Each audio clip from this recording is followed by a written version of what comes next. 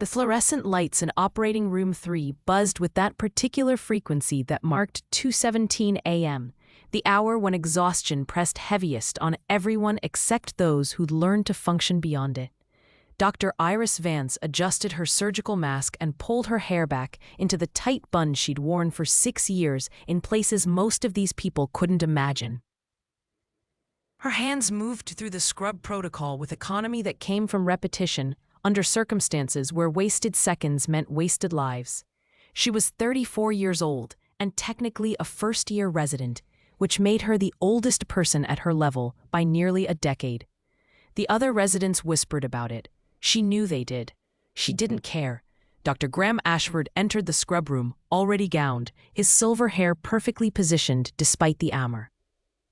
He was 52, chief of trauma surgery, Yale-trained, and had exactly zero tolerance for anything that deviated from his precisely ordered world. His eyes caught the edge of her right forearm, where the sleeve had rolled back slightly during scrubbing. The tattoo was small, deliberately placed where it could be hidden, but visible now. A medical caduceus, intertwined with dog tags, the names barely readable from this distance. He stopped mid-scrub. "What is that ridiculous mark on your arm?" Iris kept her eyes on her hands, the betadine foam dark orange against her skin. "A tattoo, Dr. Ashford. This is an operating theater, Dr. Vance, not a biker bar. We maintain certain standards here." She rinsed, counted to 20, kept her voice level. "It's covered during procedures. Hospital policy permits." "I know what policy permits. I'm asking why a medical professional would mark herself like that." The scrub nurse, an older woman named Patricia who'd worked at St. Catherine Medical Center for 23 years, glanced between them and said nothing. Iris reached for the sterile towel. Personal reasons. Ashford's jaw tightened in that way. That meant he was used to getting fuller answers and didn't appreciate being denied. "You're here to observe tonight. Mrs. Eleanor Katz, 67, routine cholecystectomy, gallbladder removal. You'll stand in the gallery and watch. No questions during the procedure. Understood?" "Understood." She followed him into the OR, where the patient was already under anesthesia, her abdomen prepped and draped. The anesthesiologist, a tired-looking man named Dr. Reeves, nodded acknowledgement.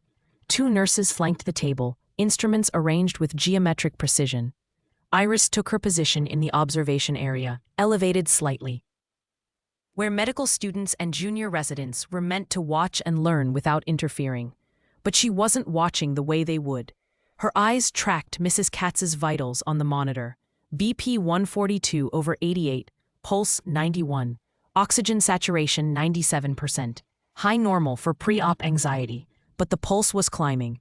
Respiratory rate 18 and shallow. She looked at the patient's skin tone, slightly pale, possibly normal for someone her age under surgical lights, possibly not.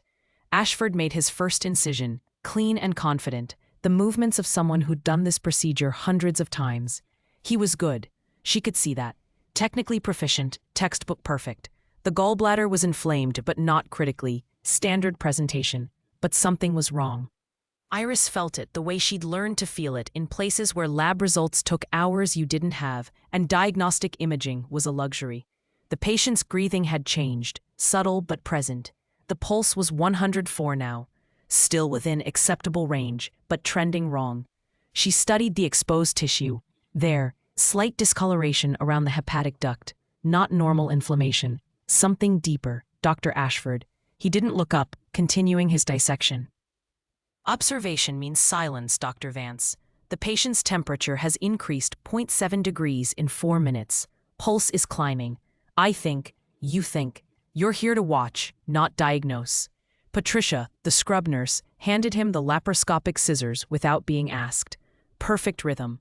But her eyes flicked toward the monitor, then toward Iris. She'd noticed too. Iris kept her voice calm. The same tone she'd used when telling a 20-year-old specialist that he was bleeding internally and needed to stay still while she worked. "Mrs. Katz is showing early signs of sepsis. Look at the tissue around the common bile duct. That's not standard cholecystitis. She has an infection that's been developing for days, possibly longer. If we don't..." Dr. Ashford straightened, his hands still, and looked directly at her for the first time since entering the OR. "Are you seriously questioning my assessment? I'm suggesting we run additional. "You've been a resident at this hospital for 6 weeks. I've been a surgeon here for 25 years." Mrs. Katz came in with textbook gallbladder inflammation. Her labs were clear. Her imaging was clear. "What you're seeing is normal surgical anxiety and response to anesthesia." Iris said nothing. She'd learned when to push and when to wait. This wasn't her OR, not yet. But she watched. Ashford completed the cholecystectomy with practiced efficiency. Gallbladder removed, clips placed, minimal bleeding. Everything by protocol. He closed, satisfied, and the team began post-op procedures. Mrs. Katz was wheeled to recovery at 3:41 a.m. Iris followed at a distance, not because she was required to, but because she needed to see. In recovery, the patient's vitals continued their wrong trajectory. Pulse 112, temperature 101.3, EP dropping slightly, now 118/76. The recovery nurse, a young man named Marcus, frowned at the monitor but didn't seem alarmed. Post-surgical patients often ran slight fevers. Iris stood in the doorway, invisible in her scrubs, just another resident on a long shift. She waited.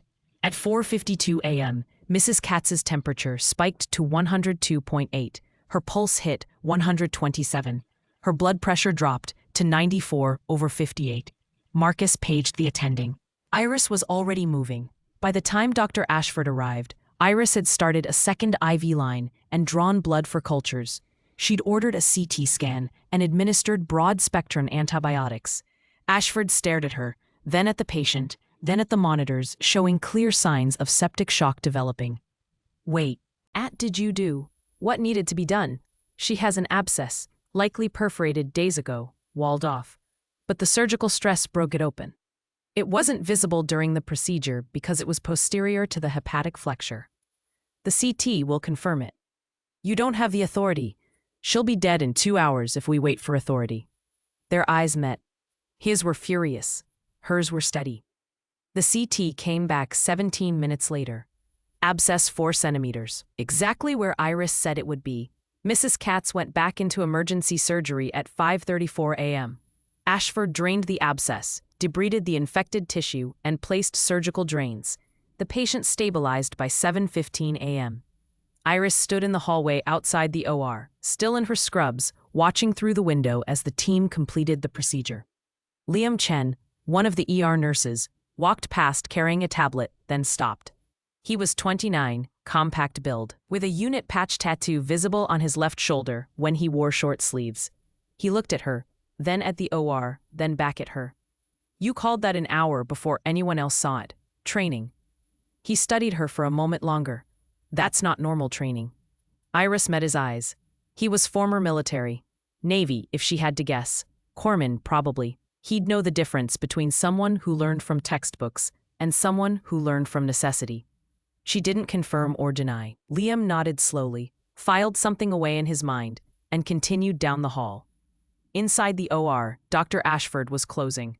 His movements were precise, controlled, but she could see the tension in his shoulders. He'd missed something. A first-year resident had caught what he hadn't. That wouldn't sit well. Iris turned and walked toward the residence lounge. Her shift ended in 40 minutes. She needed coffee and 12 minutes of sitting down before morning rounds. Behind her, Mrs. Katz. Eleanor Katz monitors beeped steadily, her heart rate dropping back toward normal, her fever beginning to break. If you want to see how Dr. Vance saves a life everyone else has given up on, make sure you subscribe to Emergency Heroes Stories. Where are you watching from? Because what happens in the next 12 hours will rewrite the rules of this entire hospital. The residents' lounge at 6:45 a.m. smelled like burnt coffee and antiseptic, and the particular exhaustion that came from people who hadn't slept in 20 hours. 3 second-year residents sat around the small table near the window, their voices low, but not low enough. "Did you hear about Vance last night? The one who's like 35 and just starting?" 34.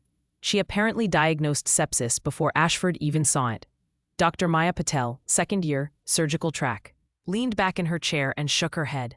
Lucky guess. Ashford wouldn't miss something like that. Except he did. Marcus in recovery said she had the patient on antibiotics before anyone even paged the attending. Dr. James Worth, also second year, tore open a sugar packet and dumped it into his coffee without looking. She's probably been studying surgical videos all night. That's what I'd do if I was starting over at her age, trying to catch up. Nobody learns to read a patient like that from videos. The third resident, Dr. Chen, no relation to Liam, said nothing, just watched the door like she was waiting for something. Iris walked past the lounge without stopping. She had 12 minutes before morning rounds, and she needed those 12 minutes to not involve other people. The attending locker room was empty. She sat on the bench, still in scrubs, and let herself breathe for the first time in 6 hours. Her right forearm itched under the sleeve. The tattoo always did when she was tired. Psychosomatic, probably. The names inscribed there didn't actually burn, but some mornings it felt like they did. 12 names. Soldiers she'd worked on and lost. 3 of them in her first month deployed. The rest scattered across 4 tours and 6 years. She didn't regret the tattoo. She regretted needing it. Her phone buzzed. Text from Dr. Ashford's office. See me before rounds. She closed her eyes, counted to 5, and stood. His office was on the 4th floor, corner view, diplomas arranged in perfect symmetry on the wall. He sat behind his desk, reading something on his computer screen, and didn't look up when she knocked. Close the door. She did. He finally looked at her, his expression unreadable. Mrs. Katz is stable. She'll make a full recovery. Good. You countermanded my post-op orders. You administered medications without attending approval. You ordered imaging without authorization. Iris kept her hands relaxed at her sides, her voice level. She was going into septic shock. Protocol requires. I know what protocol requires, Dr. Vance. What I'm asking is how a first-year resident with 6 weeks of experience recognized a posterior abscess that didn't show on pre-op imaging and wasn't visible during surgery. She met his eyes and said nothing. Your application says previous medical experience. Rural clinics. Care to elaborate? I worked in underserved areas. Limited resources. You learn to read patients closely when you don't have immediate access to diagnostics. Where? Various locations. That's not an answer. It's the one I'm giving. The silence stretched between them, taut and unyielding. Ashford leaned back in his chair. You're technically brilliant. Your suturing is unusual but effective. Your diagnostic instincts are far beyond your official level. But you're also evasive. You don't socialize with other residents, and you have a tattoo that suggests a past you're not willing to discuss. Iris waited. I don't like mysteries in my department, Dr. Vance. I like competence, which you clearly possess. But I also like transparency. So here's what's going to happen. You're going to keep your head down, follow protocol, and stop making me look incompetent in front of my staff. Understood? Understood. Good. Now get to rounds. She turned to leave. And Dr. Vance. She stopped, didn't turn around. Cover that tattoo. I don't want to see it again. She left without responding. Morning rounds were uneventful.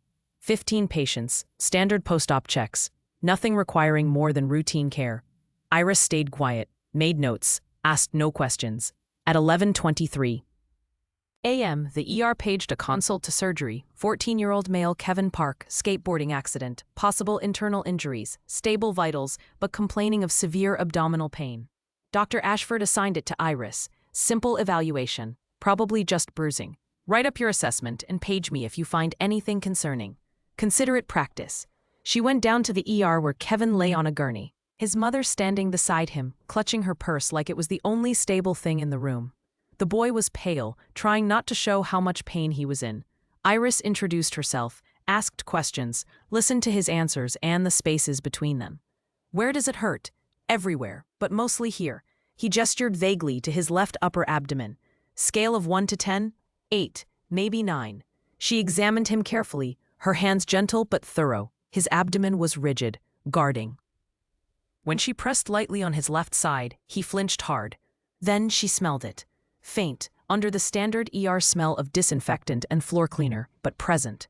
The particular scent that meant blood where it shouldn't be, tissue breaking down, the beginning of something wrong. She looked at his vitals again. BP 118/72, pulse 98, oxygen 96%.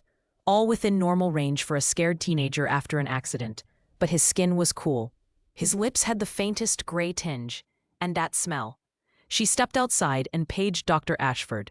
He answered on the 3rd ring, his voice clipped. What is it? Kevin Park. This isn't just internal bleeding. I think he has a bowel perforation, possibly splenic rupture. He needs surgery now. Vitals, stable, but then we monitor. Standard protocol for blunt abdominal trauma with stable vitals is observation and repeat imaging in 6 hours. You're catastrophizing, Dr. Vance. Dr. Ashford, I really think. Write up your assessment. Page me if his condition changes. The line went dead. Iris stood in the hallway, phone still in her hand. She went back into the exam room and looked at Kevin, at his mother, at the way the boy was breathing, shallow, controlled, like he was afraid deeper breaths would make something worse. She knew that breathing. We're going to monitor you closely, she told him. Very closely. His mother nodded, trusting, terrified. Iris pulled up a stool and sat. She didn't leave. At 11:47 a.m., Kevin's blood pressure dropped to 94/60. At 11:51, his pulse climbed to 124. At 11:53, he vomited blood. Iris hit the code button and started barking orders before anyone else had processed what was happening. Get Dr. Ashford down here now. OR prep. Notify anesthesia. Type and cross for 4 units. Move. Kevin was crashing hard and fast, his body finally giving up the fight it had been losing since he came in.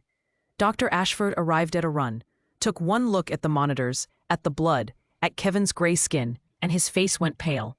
OR. Now, they were in surgery by 12:04 p.m. Ashford opened the abdomen and found exactly what Iris had predicted. Ruptured spleen, small bowel perforation, blood pooling in the peritoneal cavity. He worked fast, trying to control the bleeding, but the conventional clamps weren't holding. The tissue was friable, tearing with every attempt. Kevin's pressure kept dropping, 86/52, then 78/48. Ashford's hands moved faster, but Iris could see it in his face. He was losing control. The monitor flatlined. Ashford froze for half a second, his hands suspended over the open abdomen. Iris didn't ask permission. She stepped to the table, her hands already moving. Scalpel, DeBakey forceps, Pringle maneuver, now. Her voice cut through the chaos like a blade, clear and absolute. She clamped the hepatic artery manually, stopping blood flow to the liver to reduce overall bleeding. Her other hand packed the splenic bed with gauze, not the standard surgical gauze, but the technique she'd used 100 times when standard anything wasn't available. The bleeding slowed. She worked fast, her movements economical, no wasted motion. Splenic artery ligated, perforation repaired with running sutures, peritoneal cavity irrigated. 11 minutes from flatline to stable rhythm. The scrub nurse stared. Dr. Reeves, the anesthesiologist, stared. Patricia, who'd seen 23 years of surgery, stared. Dr. Ashford stared. Where did you learn that? Iris stripped off her gloves, her voice flat. Training. She left the OR while they were still closing. Kevin's vitals strong and steady on the monitor behind her. The surgical observation gallery was silent, except for the rhythmic beep of monitors and the soft hiss of the ventilator. 3 residents stood pressed against the glass, watching the procedure below with expressions somewhere between awe and disbelief. Dr. Maya Patel leaned closer, her breath fogging the glass. Did she just perform a Pringle maneuver without asking? Dr. James Worth didn't look away from the OR. She did it in about 4 seconds. I've seen attendings take 30. Below them, Iris moved with precision that didn't match her official status. Her hands guided the needle through damaged tissue, like she was reading a map only she could see. Each suture placed exactly where it needed to be, no hesitation, no second-guessing. Patricia handed her instruments before being asked. After 23 years, she knew surgical rhythm, and this rhythm was different. Faster, more certain. Dr. Ashford stood 2 feet back from the table, his hands still gloved but motionless. He was watching Iris work with an expression that might have been anger or might have been something else entirely. Those sutures, Patricia said quietly, handing Iris another length of thread. I've never seen that pattern. Iris didn't look up, her focus absolute. Interrupted mattress, more secure under tension. That's not standard civilian technique. No, it's not. The room went quiet again, except for the sound of her working. Kevin Park's vitals stabilized minute by minute, blood pressure climbing back toward normal, pulse settling, the gray color leaving his skin as perfusion returned. Dr. Reeves, the anesthesiologist, adjusted something on his equipment and spoke without taking his eyes off the monitors. Heart rates coming down. BP's 104/68. This kid's actually going to make it. Iris tied off the final suit. Yuri examined her work with clinical detachment, then stepped back. Peritoneal cavity is clean, all bleeding controlled. He's ready for closure. She looked at Dr. Ashford. Unless you prefer to finish. He stared at her for 3 full seconds, then moved to the table and began closing the abdomen with movements that seemed mechanical compared to what they'd just witnessed. Iris stripped off her surgical gown, dropped it in the designated bin, and walked out. In the scrub room, she stood at the sink longer than necessary, letting the hot water run over her hands. They weren't shaking. They never shook anymore. That had stopped sometime during her second tour, when her nervous system finally accepted that shaking was a luxury she couldn't afford. The door opened behind her. Liam Chen walked in, saw her, and stopped. You just saved that kid's life. The surgeon saved his life. No, Dr. Ashford was freezing. I saw it from the hall. You took over. Iris turned off the water, reached for paper towels. I assisted. Liam moved closer, his voice lower. I was Navy, hospital corpsman, served with Marines in Helmand Province. I know what combat medicine looks like. Those sutures, that packing technique, the way you didn't hesitate when he flatlined, that's not something you learn in medical school. She dried her hands carefully, each finger, the spaces between. You should get back to your station. Who are you? She met his eyes. He was trying to place her. She could see it. Scrolling through memories of faces he'd seen in field hospitals, in trauma bays set up in repurposed buildings, in the organized chaos of a CSH. I'm a first-year resident who got lucky. You're not. Then you're mistaken. She walked past him. He didn't try to stop her, but she felt his eyes on her back all the way to the door. The residence lounge was more crowded now. Afternoon shift overlapping with morning. The conversation stopped when she entered, then resumed at a lower volume. Iris poured coffee, black, and sat in the corner chair farthest from everyone else. Dr. Chen, the resident, not the nurse, approached carefully, like someone nearing an animal that might bolt. That was incredible, what you did in there.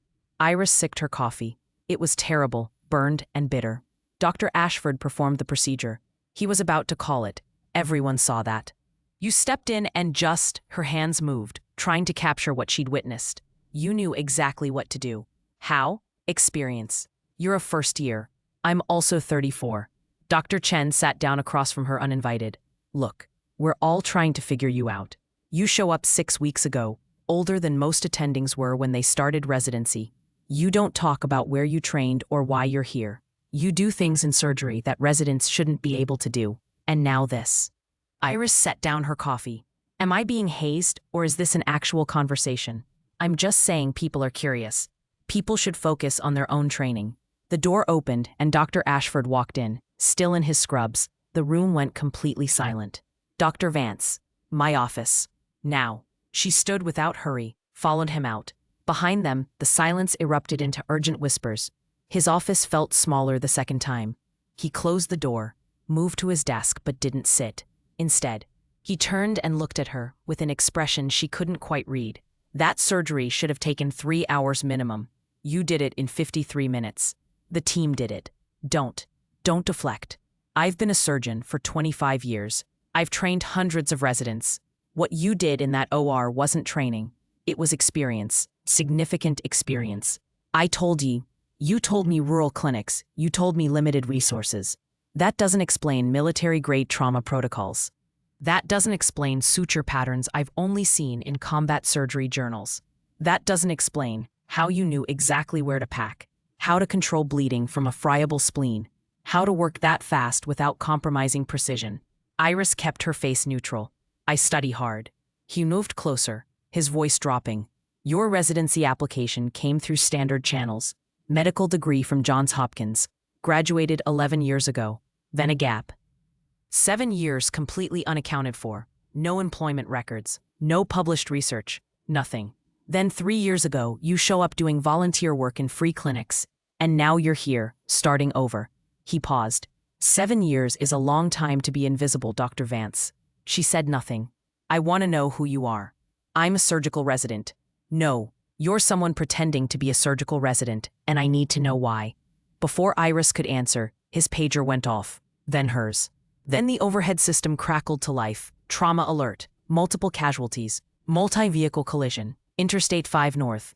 Mass casualty protocol initiated. All available surgical staff report immediately. The voice was calm but urgent. the practiced tone of someone delivering catastrophic news as routine information. Ashford looked at his pager, then at her. This conversation isn't over. They moved toward the door together. How many incoming? 14 critical. More pending. The hospital transformed around them as they moved through the corridors. Organized chaos. Every person moving with purpose. Trauma bays being prepped. OR suites cleared. Blood bank notified. The ER was controlled pandemonium when they arrived. Liam Chen was already there, coordinating with paramedics. He saw Iris and something shifted in his expression. Recognition mixed with certainty. The first ambulance pulled up, sirens cutting off as the doors opened. And then there were only patients and problems and the work that never stopped, no matter who you used to be. The first wave hit at 2:47 p.m. exactly. Iris would remember the time because she glanced at the wall clock just as the automatic doors burst open and the gurneys started flooding in. 14 critical patients. That's what dispatch had said. But dispatch always undercounted in the first 30 minutes. By the time the scope became clear, there would be more. The overpass had collapsed during rush hour preparation. Concrete and steel dropping 40 feet onto Interstate 5. 37 vehicles involved. Some crushed completely. Others torn open like someone had peeled back metal with bare hands. Dr. Ashford moved to the center of the trauma bay, his voice cutting through the noise. Triage protocol. Red tags to trauma 1 and 2. Yellow tags to 3 and 4. Green tags to urgent care. Black tags to the morgue. Move with purpose, people. The first gurney came through. Woman mid-40s, chest crushed, breathing labored. Red tag. Trauma 1. Second gurney. Man, early 60s, head trauma, unconscious, red tag. Trauma 2, third gurney, teenager, multiple fractures, conscious and screaming, yellow tag. Trauma 3, they kept coming. Iris stood near the intake area, ready to be assigned wherever they needed her. A first-year resident in a mass casualty event was usually relegated to the yellow tags, serious but stable. The life-threatening cases went to experienced surgeons. Fourth gurney rolled past her. The patient was male, late 30s, presenting with what looked like a simple fractured femur, stable vitals, conscious. Yellow tag assigned by the paramedic. But Iris saw something else, the way the skin pulled around the fracture site, the pattern of smaller lacerations on his chest and arms, the specific distribution that didn't come from a car accident. She'd seen that pattern before, many times, in places where car accidents weren't the primary cause of trauma. Blast fragmentation, old scars, military.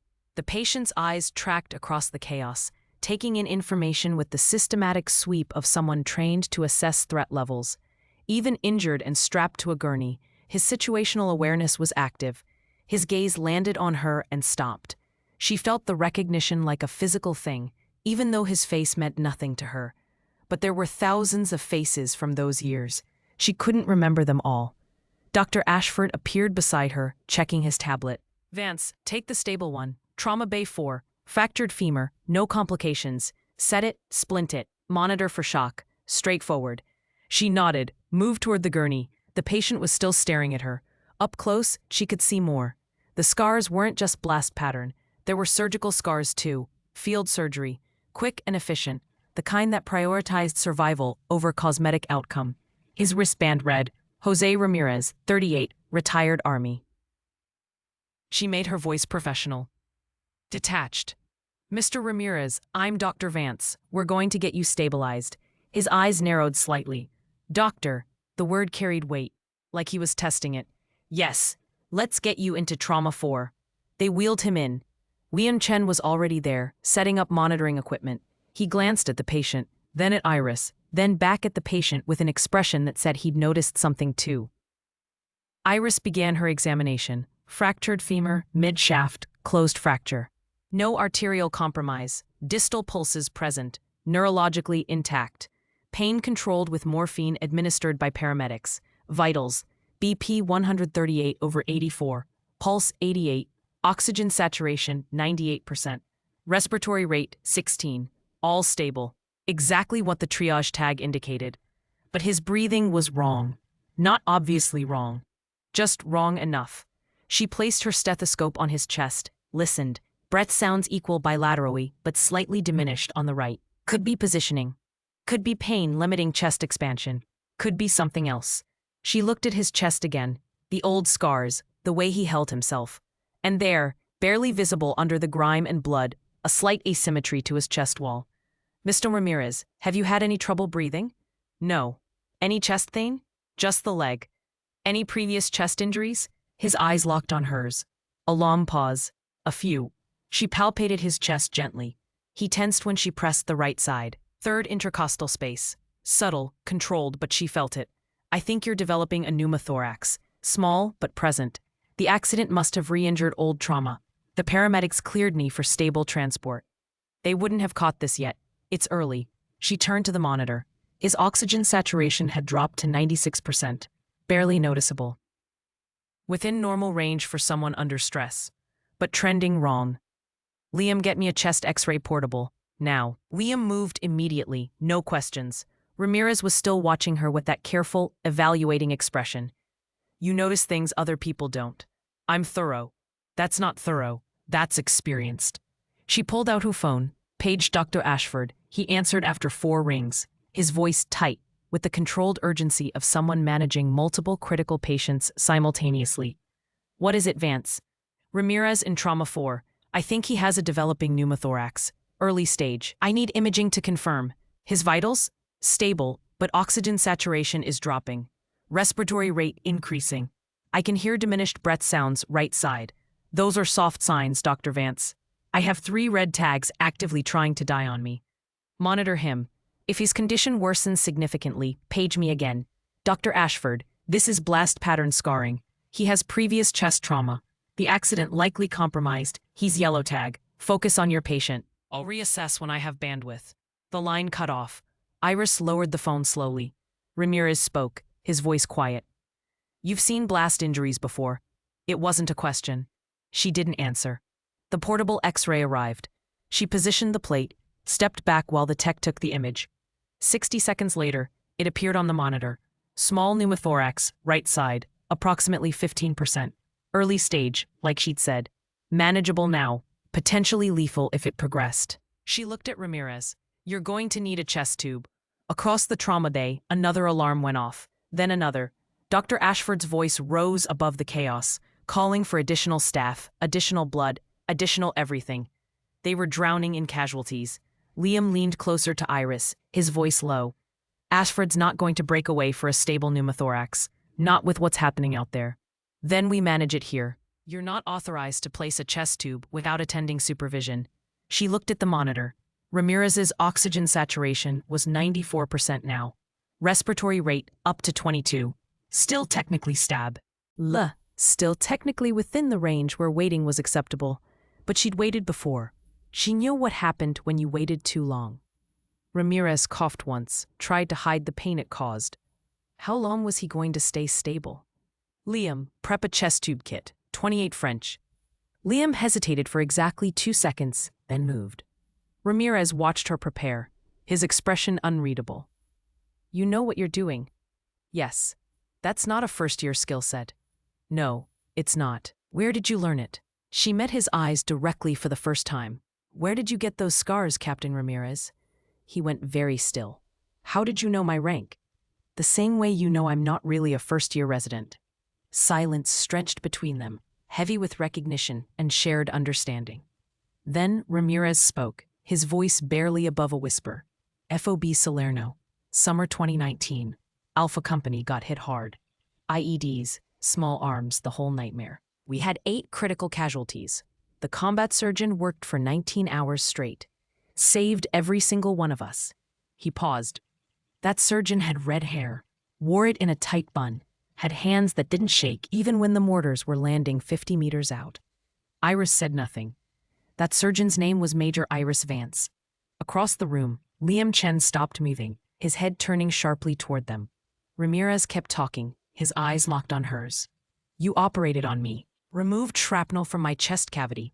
Field surgery, no proper imaging, working by feel and experience. You told me I'd probably have complications later. Turns out you were right." The trauma base seemed to recede around them, the chaos fading to background noise. Liam walked over slowly, the chest tube kit in his hands, his expression transformed. "Major Vance."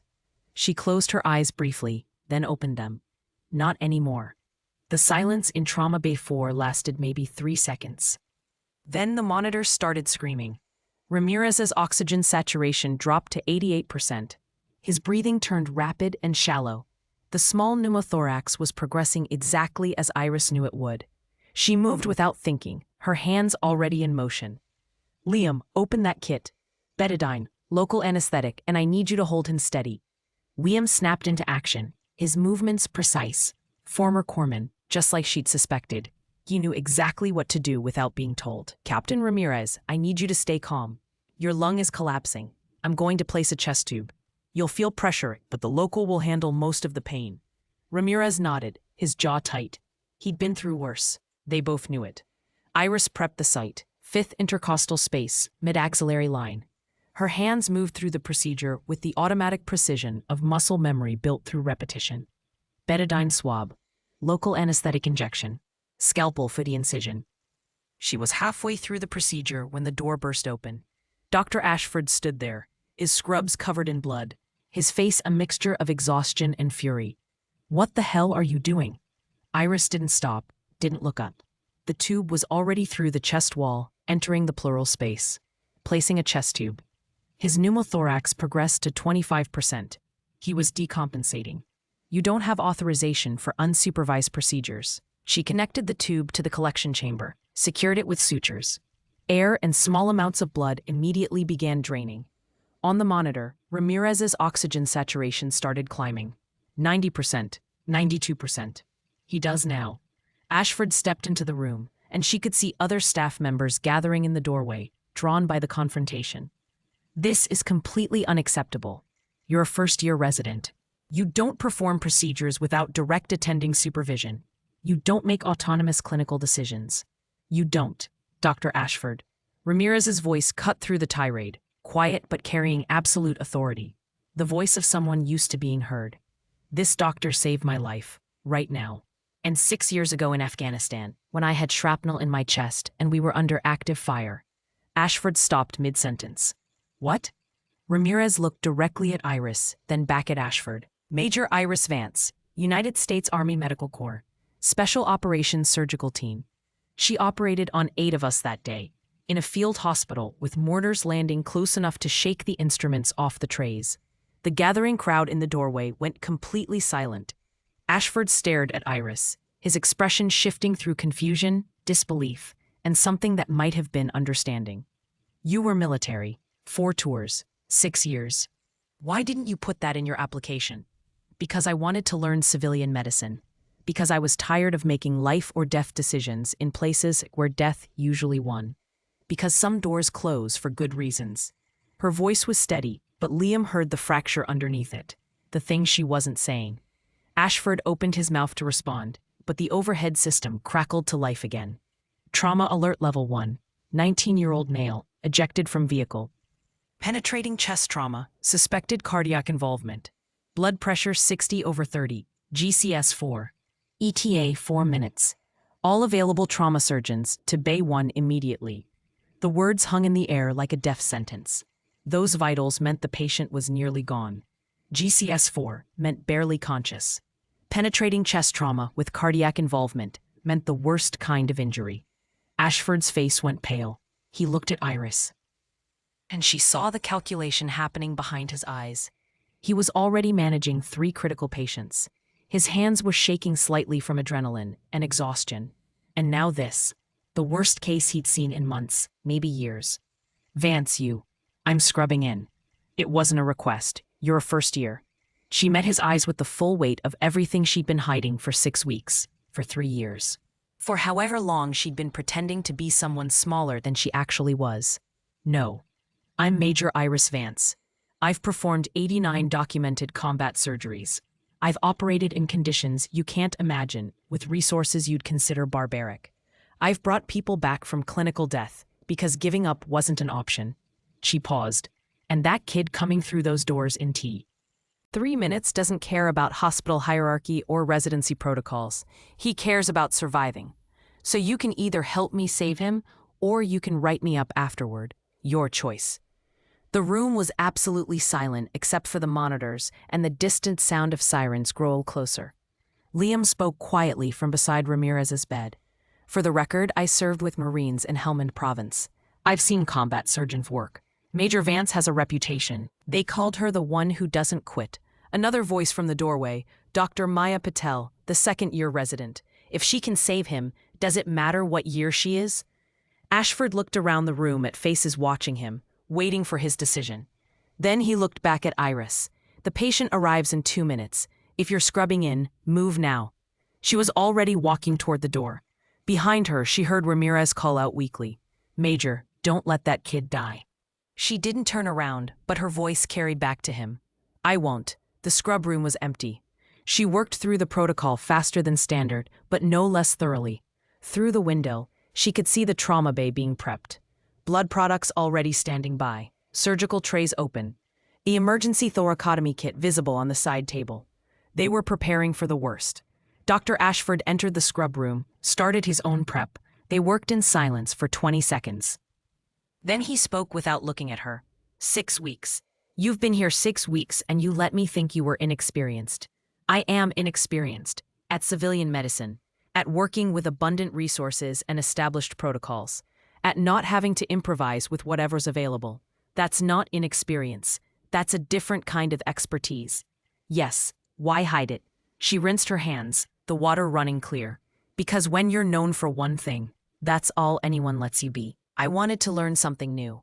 Wanted to see if I could be someone who didn't carry war around like a second skin. She turned off the water.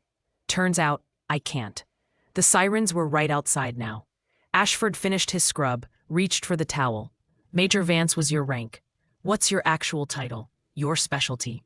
Vascular trauma, field surgery, emergency procedures under austere conditions. He nodded slowly. Then you're exactly what this patient needs. They moved into the trauma bay. The surgical team was already assembled. Nurses, surgical techs, anesthesia, respiratory therapy. Everyone who'd be needed for a case this critical.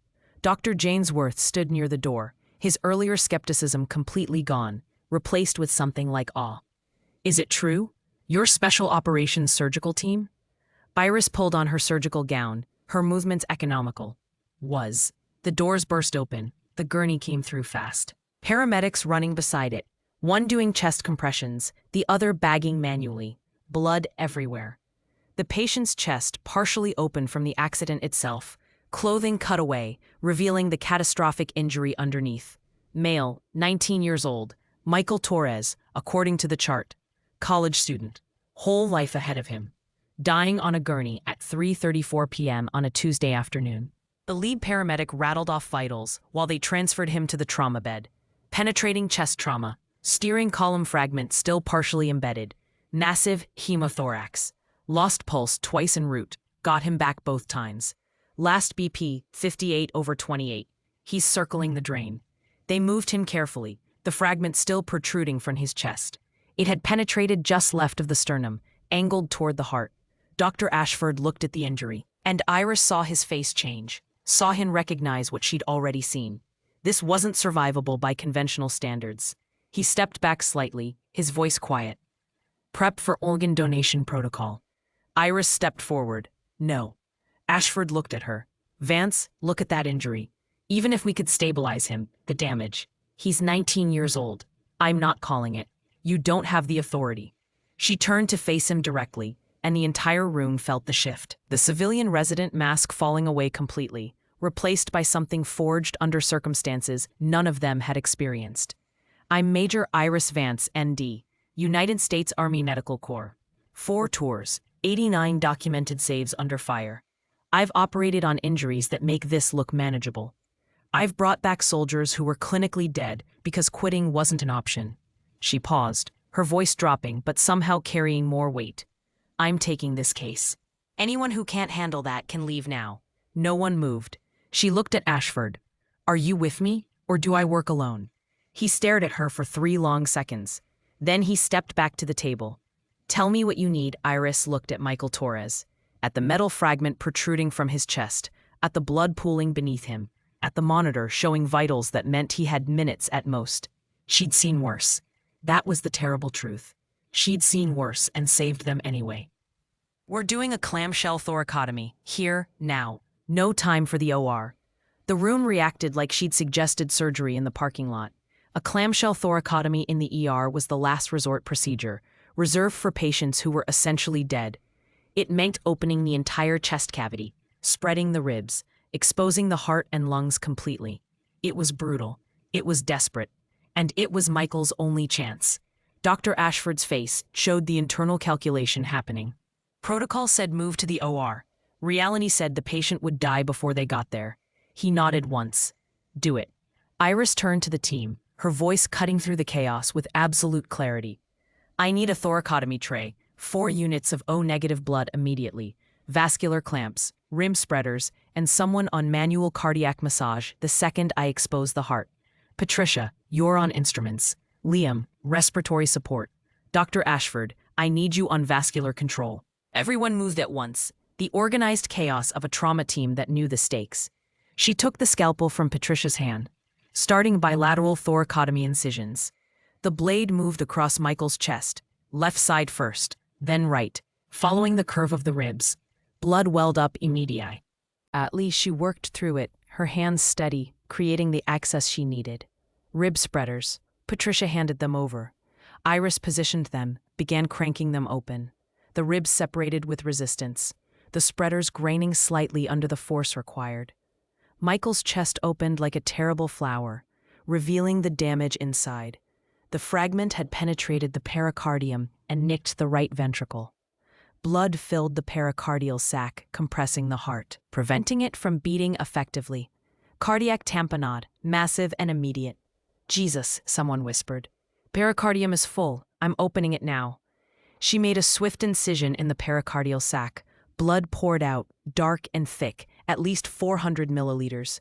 The heart underneath was barely moving, squeezed by the pressure, unable to function. DeBakey forceps. I'm going in.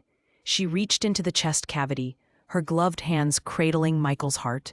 It felt wrong, the muscle barely contracting, the rhythm dying. Start manual cardiac massage. Gentle but firm. I need perfusion while I repair this. Dr. Worth stepped forward, positioned his hands, and began compressions directly on the exposed heart. It was surreal, primal, the kind of medicine that looked like something from a battlefield or a nightmare. Iris examined the ventricular tear, 2 centimeters long, blood seeping with each weak contraction. The fragment itself was still partially embedded, acting as a plug. If she removed it, the bleeding would worsen before she could repair it. Fragment removal in 3, 2, 1. She pulled it out in one smooth motion. Blood surged from the wound. Pressure here, now. Ashford's hands were there immediately, applying direct pressure to the heart muscle while Iris threaded the needle. This was the moment, the impossible part. Suturing a beating heart, or in this case, Michael's heart. A heart being manually compressed required precision that didn't allow for error. One wrong placement, and she'd make the tear worse. One moment of hesitation, and Michael would exsanguinate before her eyes. She'd done this before, in a tent with canvas walls, while mortars landed close enough to rattle her instruments. In a vehicle bay converted to a surgical theater. In places where hesitation meant death, and perfection was the only acceptable outcome. Her hands moved like they were independent from her thoughts, guided by muscle memory and experience written into her nervous system. First suture placed. Horizontal mattress pattern, the same one Patricia had noticed before. Military standard because it held under pressure better than conventional techniques. Second suture. Third. Fourth. The bleeding slowed. Not stopped, but controlled. Fibrin sealant. Combat gauze. Patricia handed them over without hesitation. These weren't standard civilian supplies, but St. Catherine kept them for exactly this kind of emergency. Iris applied the sealant over the sutures, then packed the area with the specialized gauze designed to promote rapid clotting. It was the same technique she'd used in FOB Salerno, in Kandahar, in a dozen places where conventional surgery wasn't possible. The monitor flatlined. Michael's heart stopped completely, the electrical activity ceasing. The muscle going still under Dr. Worth's hands. The room froze. Iris didn't. Epi, 1 milligram. IV push, now. The medication went in. She waited 3 seconds. Nothing. Continue compressions. Charge to 200 joules. But his chest is open, Dr. Reeves said from anesthesia. We can't. Internal paddles. Move. Someone ran to get them. 15 seconds that felt like 15 minutes. Michael's heart remained still, lifeless, a muscle that had given up. The internal defibrillator paddles arrived. Iris took them, positioned them directly on the heart muscle. Everyone clear. Shocking on 3. 1, 2, 3. The discharge was quiet compared to external defibrillation, but she felt it through the paddles. Michael's body jerked slightly. The monitor showed a brief spike, then flatlined again. Nothing. Another round of epi, charged to 250. The second dose went in. She waited, watching the heart, willing it to respond. Still nothing. Dr. Ashford's voice came from beside her, quiet and heavy. Iris, it's been 4 minutes. We've done everything. Charge to 300. Now. Vance, charge it. The machine whined as it built up power. She positioned the paddles again, her hands rock steady despite the adrenaline, despite the exhaustion, despite everything. Clear, shocking now. The third discharge, stronger, desperate. Michael's heart twitched, a single weak contraction, then another, then a rhythm. Irregular and fragile, but present. The monitor caught it. Beep, beep, beep. The sound of a life refusing to end. We have sinus rhythm, Dr. Reeves called out, his voice filled with disbelief. Blood pressure's coming up, 70 over 40, 80 over 45. Iris didn't move, her hands still inside Michael's chest, feeling the heart strengthen beat by beat beneath her fingers. Continue fluids, 2 more units of blood, and get me visualization on the rest of the cardiac structures. I need to make sure there's no other damage. She worked for another 11 minutes, examining every vessel, every chamber, confirming the repair would hold. The fragment had been catastrophically placed, but by some miracle, it had missed the coronary arteries. The damage was terrible but survivable. If you knew what you were doing, if you didn't quit. Finally, she stepped back. Cardiac repair is complete. The ventricle is holding, no additional tears. He's ready for closure and transfer to ICU. The room remained silent, except for the monitors, which now showed vitals that were weak but stable. Blood pressure 94 over 58, heart rate 106, oxygen saturation climbing to 91%. Dr. Ashford moved to begin closing the chest, his hands steady, but his face pale. I've been a surgeon for 25 years. I've trained at the best hospitals in the country. I've performed thousands of procedures. He placed the first closing suture. I have never seen anything like what you just did. Iris stripped off her gloves, her scrubs soaked with blood, her arms aching from the sustained precision. In combat, you don't get the luxury of giving up. That becomes part of you. It doesn't leave just because the war does. She looked at Michael Torres, 19 years old, his chest still open, but his heart beating steadily now, defying every statistical probability. He deserved someone who wouldn't quit on him. Liam Chen spoke from his position, managing the respiratory equipment, his voice quiet, but carrying to everyone in the room. Major Vance has 89 documented saves. This makes 90. Patricia, who'd assisted in surgeries for 23 years, who'd seen the best surgeons in the Pacific Northwest, carefully arranged the instruments on her tray. That wasn't surgery. That was resurrection. Dr. Maya Patel stood in the doorway where she'd watched the entire procedure, her earlier skepticism completely erased. How long did that take? Dr. Reeves checked his notes. From patient arrival to stable vitals, 19 minutes. The number hung in the air. 19 minutes to do what should have been impossible. 19 minutes to rewrite what everyone in that room thought they knew about trauma surgery. Iris walked to the sink, began washing the blood from her hands and arms. The water ran red, then pink, then clear. Behind her, she heard Dr. Ashford's voice. When everyone tells you someone's gone, when do you decide they're worth one more try? He wasn't asking her. He was asking himself. Wrestling with every case he'd called too early. Every time he'd followed protocol instead of instinct. Iris turned around, looked at the team, at Michael being prepared for transfer, at the faces staring at her with something between awe and fear. You decide that every single time. Because the second you stop trying is the second you become someone who lets people die when they didn't have to. 8 days passed before Dr. Ashford called her to his office again. Michael Torres was alive. Not just alive, but recovering with a prognosis that made the ICU doctors shake their heads in quiet disbelief. The cardiac repair had held perfectly. No infections, No complications, just steady improvement that defied every statistical model for his type of injury. Captain Jose Ramirez had been discharged 3 days earlier. His pneumothorax resolved, his fractured femur set and healing. He'd left his contact information with Liam Chen and a message for Iris. "Thank you for not getting up." Again, the hospital had processed 14 critical patients from the overpass collapse. 12 survived. In mass casualty events of that scale, those numbers were exceptional. 2 of those survivors were directly attributed to Iris. The administrative review took 5 days.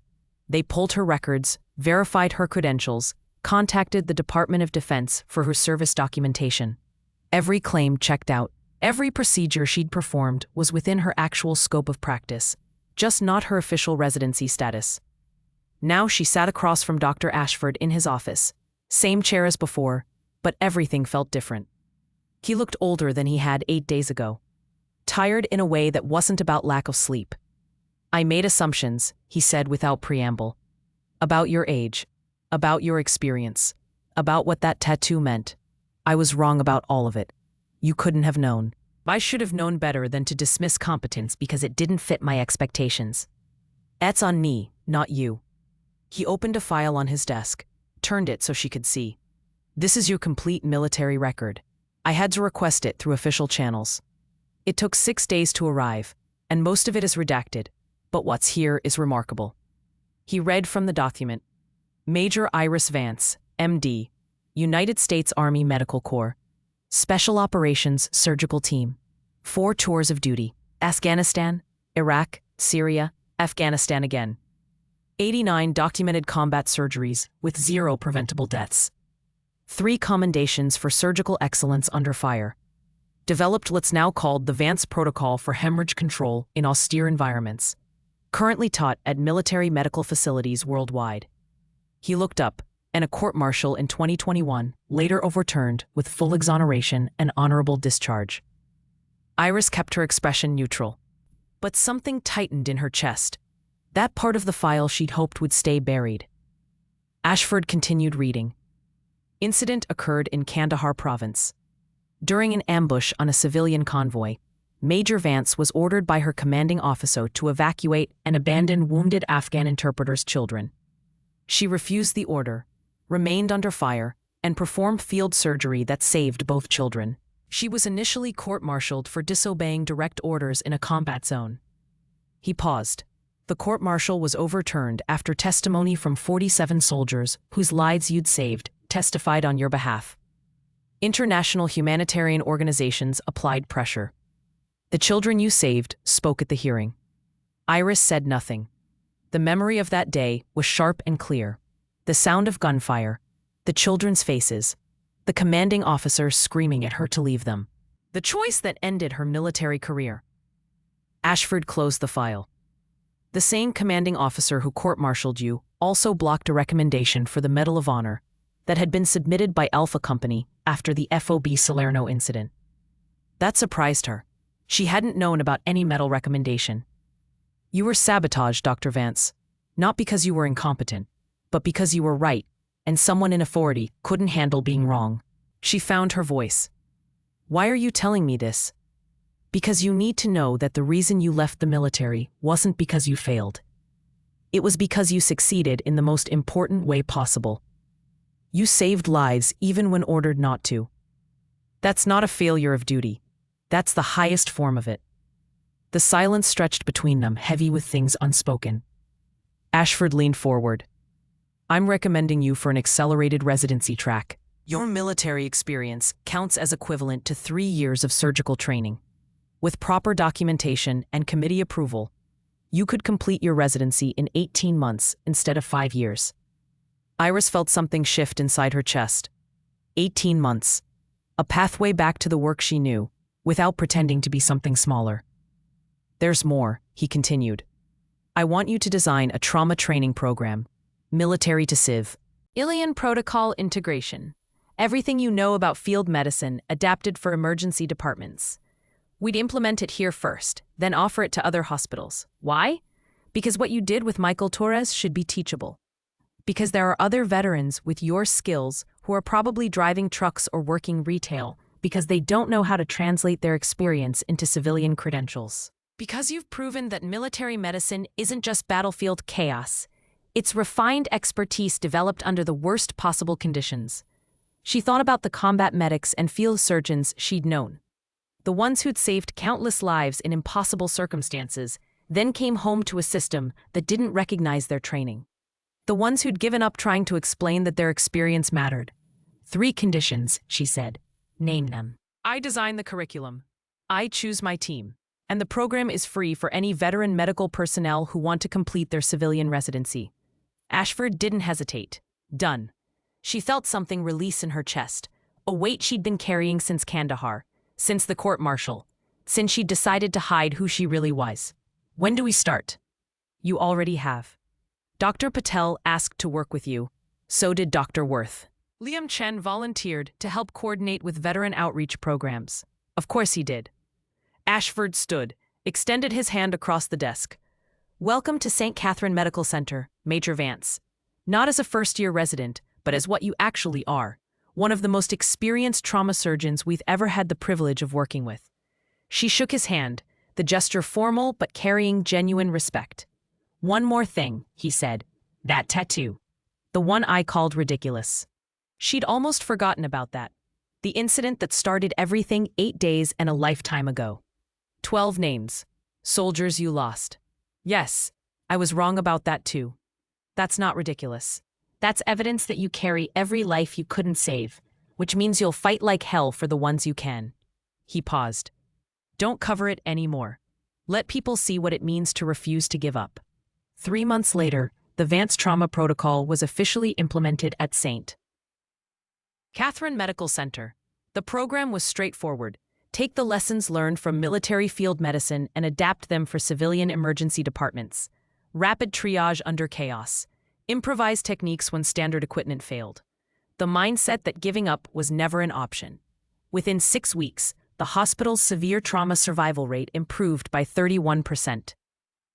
14 hospitals across the Pacific Northwest requested information about the program. 6 implemented it immediately. A veteran medical residency program enrolled 47 participants in its first cycle. Former combat medics, field surgeons, Navy corpsmen, all with years of experience and no civilian credentials. The program gave them a pathway to continue the work they'd been trained for. Iris was promoted to Assistant Director of Trauma Surgery, an unprecedented position for someone technically still completing residency requirements. But the title didn't matter as much as the work. She stood in the surgical simulation lab, watching a group of new residents practice emergency procedures. Among them was Dr. Tanya Brooks, 29, former Air Force medic who'd served 3 tours and came home thinking her skills were worthless in civilian medicine. Tanya's hands shook slightly as she practiced the thoracotomy procedure on the simulation mannequin. Iris walked over, her voice quiet. You're hesitating. I keep thinking I'm going to make a mistake. In the field, we just did what needed doing. Here, there are protocols, review boards, liability concerns. And you think that means your training doesn't count. Tanya looked up, met Iris's eyes. Doesn't it? I learned medicine in tents and vehicles. No proper imaging, no full surgical suites. Just improvisation and hope. Iris pulled up a stool, sat down so they were at eye level. You think civilian medicine is softer. It's not. It's just different chaos. Your training isn't a deficit, it's an edge. You learn to make critical decisions with incomplete information under life-threatening conditions. That doesn't make you less qualified. It makes you experienced in ways most civilian residents will never understand. She gestured to the mannequin. Show me the procedure again. But this time, don't think about protocols. Think about the patient. Think about the mission. Save the life in front of you. Tanya nodded, reset her position, and began again. This time her hands didn't shake. Later that afternoon, Iris sat in her office, an actual office now, small but hers, and looked at the photograph on her desk. Michael Torres, age 19, standing with his younger sister outside her high school. The sister was wearing a graduation gown, smiling wide. Michael had his arm around her shoulders, very much alive. The photo had arrived 2 weeks ago with a note. You gave me my life back. And hers. I was driving Emma home from her graduation practice when the accident happened. Because of you, I got to see her actually graduate. Thank you for not giving up. Michael. Iris kept the photo where she could see it every day, a reminder of why the work mattered. Her phone rang. Federal number. Dr. Vance, this is Director Patricia Hammond from FEMA. We've been reviewing the Vance Protocol implementation data. We'd like to discuss expanding this to a national disaster response surgical training program. Iris listened to the proposal. Federal funding, national scope, the chance to influence emergency medicine across the entire country. It was an honor. It was an opportunity. It was also not what she wanted. I appreciate the offer, Director Hammond. I'll consult on curriculum development, but my place is here, teaching the next generation. Working with veterans who need to know their experience matters. Are you certain? This is a significant opportunity. I'm certain. But I know several surgeons who'd be excellent for the role. I'll send you their information. She ended the call, looked back at Michael's photo, then at the surgical simulation lab, visible through her office window, where Tanya and 3 other veterans reside. Practiced procedures under Liam Chen's supervision. This was where she belonged, not in Washington making policy, but here making doctors. The overhead system crackled to life. Mass casualty alert, chemical plant explosion, multiple critical injuries. All surgical staff report immediately. Iris stood, grabbed her trauma bag, and headed for the door. In the hallway, Liam fell into step beside her, his movements automatic after months of working together. Just like old times, Major, she allowed herself a slight smile. Better, because now we're not alone. They walked toward the ER together, toward the chaos, toward the work that never stopped.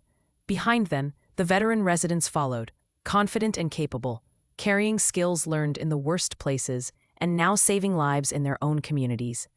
Dr. Graham Ashford watched from the observation deck, seeing the transformation he'd been privileged to witness. The tattoo he'd once called ridiculous was now the symbol of the hospital's most successful program. Sometimes the best leaders were the ones who'd already survived their worst day and chose to come back anyway. Not to prove anything, but to make sure no one else had to face those days alone.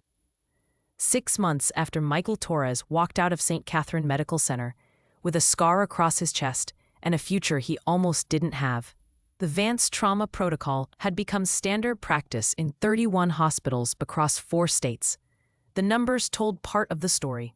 Trauma survival rates improved by an average of 23% in facilities that implemented the full program. Emergency response times decreased.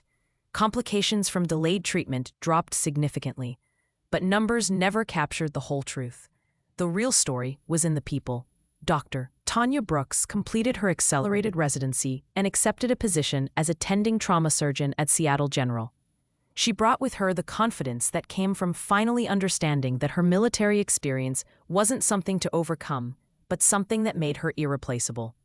Captain Jose Ramirez recovered fully and started a nonprofit organization connecting wounded veterans with medical professionals who understood combat injuries. He visited St.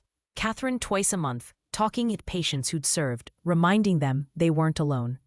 Kevin Park, the 14-year-old skateboarder with the ruptured spleen, graduated middle school and told his career counselor he wanted to be a trauma surgeon. He kept a photo of his surgical scar on his phone, showed it to anyone who asked, and said, "Dr. Vance saved my life with complete certainty." And Michael Torres sent Iris a new photograph every month. Michael with his sister at her actual graduation.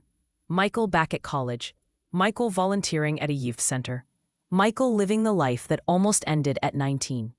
Each photo went up on the wall in Iris's office, a gallery of moments that wouldn't have existed if someone had given up when giving up seemed reasonable. On a Thursday morning in late spring, Iris stood at the front of the main conference room, addressing 73 medical professionals who'd come from across the country for the Vance Protocol certification course. Among them were veteran medics, civilian surgeons, ER nurses, and paramedics. People who wanted to learn how to function when everything fell apart, when protocols failed, when the only thing standing between life and death was competence and refusal to quit. "The principles are simple," Iris said, her voice carrying clearly through the room. Rapid assessment, immediate intervention, adaptation when standard approaches fail, and the understanding that every patient deserves your absolute best effort, regardless of what the statistics say about their chances. She clicked to the next slide, showing the surgical sequence from Michael Torres's case. This patient had a 4% survival probability according to standard trauma models. Penetrating cardiac injury, severe blood loss, multiple cardiac arrests. Every conventional indicator said he wouldn't make it. She paused. He walked out of this hospital 11 weeks later. Not because I'm exceptional, but because I refuse to accept that statistics apply to individual human lives. Each person is a unique case. Each person deserves to be fought for. A hand went up in the back. Older man, probably late 50s, with the bearing of someone who'd spent time in uniform. Major Vance. How do you teach that refusal to give up? That's not a technical skill. That's something else. You're right, it's not technical, it's foundational. And you teach it by modeling it, by creating environments where giving your best effort is the standard, and by making sure everyone knows that their experience, wherever it came from, has value. She looked around the room. Half of you have military backgrounds. You learned medicine in places where hesitation meant death and resources were limited. You learned to improvise, to trust your instincts, to keep working when everything said to stop. That's not a deficit. That's expertise refined under conditions most civilian practitioners will never face. Another hand, this time a younger woman, maybe early 30s. I was an Army medic. I've been trying to get into surgical residency programs for 2 years. Every program rejected me because my medical training wasn't from an accredited civilian institution. How do we change that? We change it by proving the value of that training, Iris said. By documenting outcomes, by showing that experience matters as much as credentials, and by creating pathways like the Veteran Medical Residency Program that recognize your actual skill level instead of making you start from zero. She clicked to another slide showing program statistics. 47 veterans enrolled in our first cycle. 44 are still active in the program. 3 have already completed accelerated residency and are practicing as attending physicians. That's not charity. That's recognizing competence and giving it the credentials it deserves. The morning session continued for another hour. Questions about specific procedures, about protocol implementation, about how to convince hospital administrators that change was worth the investment. Iris answered each question with the same directness she brought to surgery. No etching. No political maneuvering. Just clear information delivered by someone who'd done the work and knew it could be replicated. During the lunch break, Dr. Ashford found her in the hallway outside the conference room. There's someone here to see you. I put them in your office. He had the expression of someone who knew something she didn't. Iris walked to her office, opened the door, and stopped. Michael Torres stood by her desk, looking at the wall of photographs. He was taller than she remembered, healthier, with the solid presence of someone who'd survived something terrible and come out stronger. Emma was with him. His younger sister, 17 now, wearing a college prep academy sweatshirt. Dr. Vance, Michael said, turning around. I hope it's okay we came by without calling. Of course. How are you? Good. Really good. He gestured to the photos on the wall. I see you kept them, every single one. Emma stepped forward, shy but determined. I wanted to meet you. Michael told me what you did, how you didn't give up even when everyone else thought he was gone. Iris looked at this 17-year-old girl who almost lost her brother, who got to keep growing up because someone refused to accept the probable outcome. Your brother's a fighter. I just gave him the chance to fight. Michael shook his head. No. You fought for me when I couldn't fight for myself. There's a difference. He pulled an envelope from his jacket. I'm applying to medical school. Pre-med biology, good grades, strong test scores. I want to be a trauma surgeon. I want to do what you do. Iris took the envelope, felt the weight of it. That's a hard road. I know, but I've already died once. Everything after that is bonus time. Might as well use it for something that matters. Emma spoke again, her voice quiet but clear. I'm applying too. I want to be an ER nurse, because of what happened. I started volunteering at a youth crisis center. I like helping people when everything's falling apart. Iris looked at these 2 young people, shaped by trauma into something stronger, choosing careers that would put them in the path of other people's worst days. The world needs more people like you, she said. Both of you. Michael smiled, the expression carrying echoes of the scared 19-year-old on the gurney, but transformed by survival and purpose. We learned from the best. After they left, Iris sat at her desk for a long moment, looking at the photographs, thinking about trajectories and impact, and the ways one decision could ripple forward into futures no one could predict. Her phone buzzed. Text from Liam 10. New mass casualty drill scheduled for next week. Your lead instructor. Also, 3 more hospitals just requested protocol implementation consultations. The work continued. It always did. That evening, as the sun set over Seattle and the hospital shifted into night mode, Iris walked through the ER one final time before heading home. The department was busy but controlled. Patients being triaged, treatments being administered, the organized chaos of an emergency department functioning exactly as it should. She saw Dr. Tanya Brooks working with a patient, her hands steady, her voice calm, every movement showing the confidence that came from knowing her skills mattered. She saw Liam coordinating with paramedics, translating between military efficiency and civilian protocols with the ease of someone who'd lived in both worlds. She saw Dr. Ashford in one of the trauma bays, consulting with a younger resident, teaching with the humility of someone who'd learned that experience came in many forms. And she saw her own reflection in the glass doors, scrubs rumpled from a long day. The tattoo on her right forearm, visible where her sleeve had rolled up. 12 names, soldiers she couldn't save. But surrounding them now were dozens of others she had saved. Hundreds, if she counted honestly. Lives that continued because someone refused to give up when giving up seemed reasonable. The automatic doors opened as someone approached. New patient incoming, the triage nurse called out. Possible cardiac event, male, 56 years old, unstable vitals. Iris turned from the doors, moved toward the trauma bay, her mind already processing information and planning interventions. This was the work, not the ceremonies or the recognition or the protocol certifications. Just this. Showing up every single time someone needed you, bringing everything you knew and everything you'd survived, refusing to quit even when the outcome seemed impossible. Behind her, through the glass doors, the city continued its evening rhythm. People going home, people going to work, people living lives they didn't know had been touched by the invisible web of choices and consequences that connected them all. Michael Torres was out there somewhere, studying for medical school entrance exams, carrying a scar and a purpose. Emma Torres was volunteering at a crisis center, learning to help people through their worst moments. Captain Jose Ramirez was meeting with wounded veterans, building connections that would save lives in ways that had nothing to do with surgery. And Iris was exactly where she was meant to be, not hiding from her past, not running from who she'd been, but integrating every piece of her experience into something larger than any single moment. The patient arrived. Iris moved into position, her hands ready, her mind clear, surrounded by a team that trusted her completely because she'd proven she would never give up on any of them. The monitor beeped. The work began. And somewhere in the quiet spaces between heartbeats, in the moments when life hung in balance and competence made the difference, the world became a slightly better place because someone had chosen to fight for it.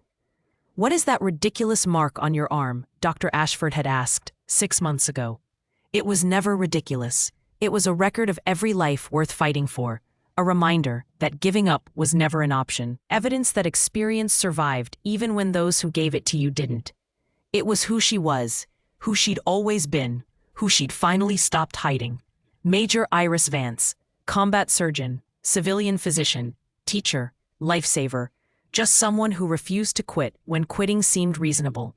And in the end, that made all the difference.